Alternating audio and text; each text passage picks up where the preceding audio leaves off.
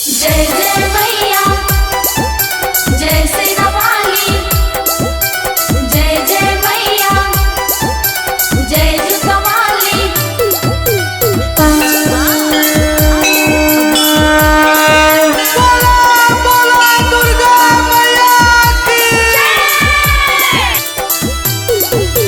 नौ दिन नवरात्र कैलियो हमें धोलियो चरनिया तोरे माई। नौ दिन नवरात्र कैलियो हमें धोलियो चरनिया तोरे माई। नारियल चढ़लियो जोरे माई हमरा दिहा दुनिया गोरे माई। नारियल चढ़लियो जोरे माई हमरा दिहा दुनिया गोरे माई। धोई धोई चरनिया तोहर पिलियो हमें पनिया माई। धोई धोई चरनिया तोहर पिलियो हमें पनिया माई।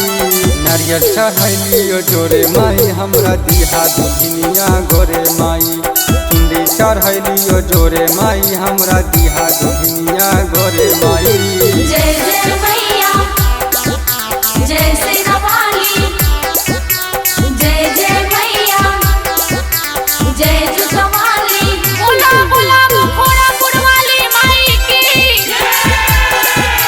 जय जय मैया जय सेना वाली। हमरो त ऊपर माई तेजा ध्यान हो। नहीं त सुनाए माई दे देहब जान हो।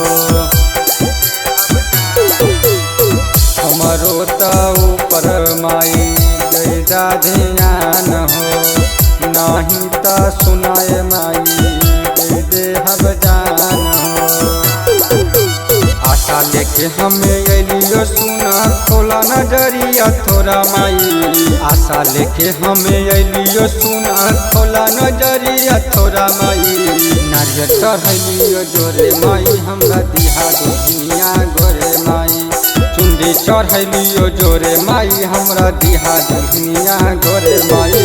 जय जय मैया जय सेना वाली जय जय मैया जय जुका वाली। बोला बोला शेरा वाली मैया की